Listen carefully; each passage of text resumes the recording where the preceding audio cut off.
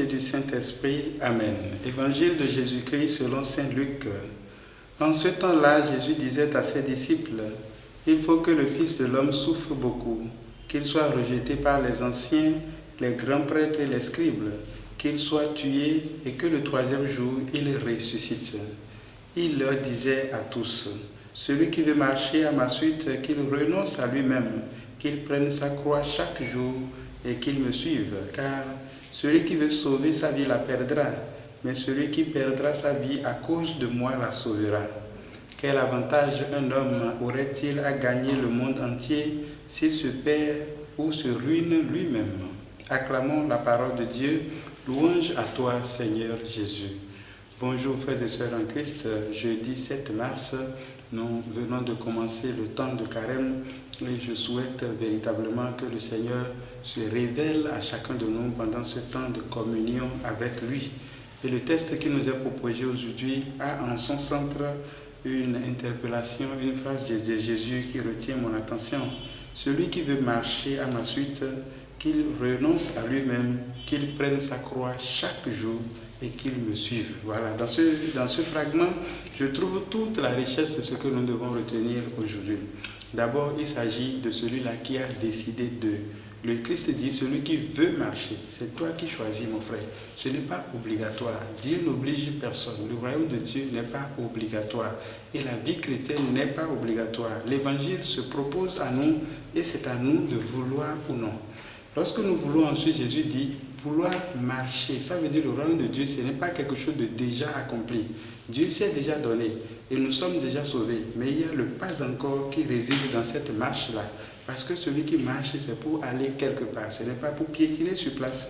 Donc celui qui veut marcher, celui qui veut se mouvoir, celui qui veut bouger, celui qui veut quitter une situation, un peu comme l'homme aveugle qui se laisse et qui jette son manteau, voilà. Jésus dit, celui-là qui veut me suivre, qu'il renonce à lui-même. Et ça, c'est aussi très intéressant, qu'il renonce à lui-même. Alors nous devons savoir que si ce texte a été placé au tout début du temps de carême, c'est aussi pour nous donner de comprendre dès le début qu'il s'agit pour nous de renoncer à nous-mêmes. Alors mon frère, ma soeur, à quoi de toi-même tu veux renoncer pendant ce temps de carême pour donner la première place à Jésus, pour donner la première place à Dieu?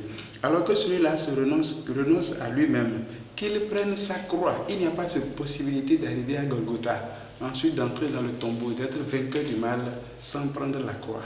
Donc il prenne aussi sa croix.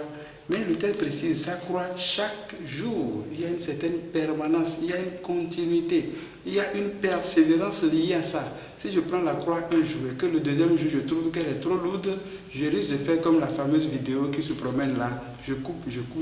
Et quand on aura besoin de cette croix, voilà, c'est trop tard, je n'en aurai plus suffisamment pour réaliser ce que le Seigneur voudrait pour moi. Donc chaque jour, je prends ma croix. Et je voudrais nous rappeler par la même occasion que si le Seigneur nous permet de prendre une croix, c'est parce que cette croix est nécessaire aussi pour nous. Ne l'oublions pas. Souvent, Dieu ne demande pas à ses enfants ce qu'ils ne peuvent pas faire. Il demande lui-même, avant nous, balise le terrain. Il prépare le terrain pour que nous soyons vainqueurs de ce que, voilà, ce qui pourrait nous retenir. Donc, prendre sa croix chaque jour et se mettre à la suite de Jésus. Rappelons-nous qu'avec le jeune homme riche, auquel Jésus a dit, mais tu connais les commandements, accomplis-les. Le jeune homme dit, moi j'ai accompli ça toute ma jeunesse déjà. Et Jésus dit, alors il te manque une chose. Qu'est-ce qui te manque? Va, vends tout ce que tu as, c'est-à-dire détache-toi et ensuite viens et suis-moi. Donc le salut se trouve dans ce suis-moi-là. Que le Seigneur nous donne vraiment de comprendre ce suis-moi et de nous lever vraiment pour pouvoir nous mettre à sa suite. Mais quand on est à sa suite, qu'est-ce qu'on a? On gagne la vie éternelle. On dit, que sert-il à un homme de gagner le monde entier s'il perd cela de sa vie? Voilà. Qu'est-ce que tu veux gagner, mon frère? Tu veux gagner le monde? Tu veux gagner des voitures? Peut-être tu veux gagner beaucoup de femmes. Tu veux gagner beaucoup de maisons ou je ne sais pas quoi. Et tout ça là te servira à quoi si tu perds de ta vie tout ceci? Que le Seigneur nous donne de savoir nous contenter du juste nécessaire. Parce que même la Bible, l'Écriture dit à un moment donné, non, que le Seigneur nous donne ce qu'il faut pour vivre, juste ce qu'il faut pour bien vivre. Pas trop peu pour être mendiant, mais pas trop non plus pour devenir arrogant. Que Dieu nous bénisse et qu'il nous aide à accueillir cet appel de marcher à sa suite, lui qui est vivant maintenant et pour les siècles des siècles. Amen.